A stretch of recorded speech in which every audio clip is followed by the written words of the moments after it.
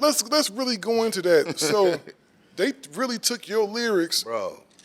They didn't even take my lyrics because in my paperwork they only listened to one song. They listened to one song and they talked about my album, but they only listened to one song. And they said the song wasn't. He had an album that wasn't full of love songs. When I actually had a song on the record talking about my grandmother. They listened to the first record and dissected the first record and took everything that was the On Safety record, right? The No Safety. No Safety, yep. Yeah, they took that and the first song and dissected that and took what they wanted to take from it and ran with it. And see, you know what they do? And I'm going to tell you this because I watch a lot of that court TV stuff. Mm-hmm. You got a bunch of 50, 60-year-old white folks in the jury, right? Exactly. Mm-hmm. And you showing them something like they already got an idea, oh, he's black, he's a savage, and he's making this violent rap music, right? Exactly. So they put that and present that to them, so you don't lost your case before you even go on already stand. Lost because they say you're supposed to be, supposed to be a group of your peers that, people that understand where you come from or understand your demographic, and it's not that.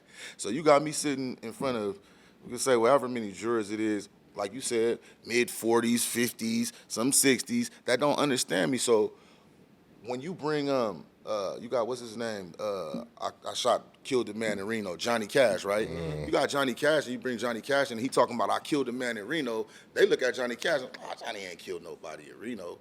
But Timothy from, Florence and Normandy, seeing them same lyrics, it's like, oh shit, well he might have killed somebody. You know what I'm saying? Right. So they demonize us and demonize our culture without even giving us a fair shake. Like you even asking me what's going on in my life. Mm-hmm. You're not even saying I'm talking about again, like for me, hip hop is storytelling. You know what I'm saying? Right, definitely. It's kicking rhymes about, you know what I'm saying? Like about my G's. Like I got a situation that I just put out called Sendo Fire, where I'm basically just giving it up and paying homage to the G's and kicking stories from their day. You know what I'm saying? Like it's not necessarily me. You know what I'm saying? But I'm just talking about stuff. The same type of music. Same type of music. You know what I was born. I was bred on storytelling. Right. Because basically there were tales in the neighborhood. Exactly. Stuff that you heard about. We never, unfortunately for the younger generation today, we're catching the flack for some of that shit. Yeah. Because, some of our young, competition or younger dudes who's trying to get into, right. the state of hip hop, some of them are affiliated, and they in the hood and off the porch and doing what they do, and it's easy now. You get me? We prided ourselves on rapping and going to the studio to create music, and if we was doing informative shit like telling niggas, man, you sell rocks, yeah, you're going to make some money, but then you're going to go to the feds. That part. You claim the hood, yeah, we represent and we love the hood, but somebody going to be dying. That part. You get me? That's what we did, We didn't go, the big homie Ron took the 12 gauge, went through XYZ block, killed Big Tutu, and then killed him with the 12 gauge, and you know what I'm saying? That's what these days do. That's what they do nowadays. That's what they doing now. They're really going on and it really catches us in a situation for somebody like, us, who might have spoke on, back in the days, blah, blah, and this happened, and being affiliated, and you know how it is on the West Coast with the gang culture and shit like that, it's something to use against a nigga now. Most definitely. Because of them being the ones introducing this shit, for them to be able to go, well, wait a minute. He said they shot a nigga on 44th. Didn't the nigga get killed on 44th? Right. And wasn't it they enemies?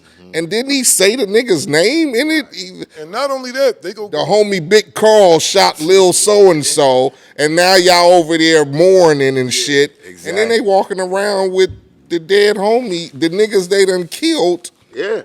On their shirts and shit. And then this the ill part about it, they go on Instagram Live. Yeah. And flash the pistol that they use. Yeah. Nigga, all that. Yeah. I'm smoking on this Smoking big on dodo this pack. dude. Yeah. On whoever And pack. nigga, then your homie, we heard some niggas just got shot up at the so-and-so, and that was little fanny pack and whatever, they just don't care. And it's a way for them to, I don't know what they think. Like, I don't know if it's a way for them to become popular in hip-hop or whatever, but it kind of stains us because, like I said, we told stories.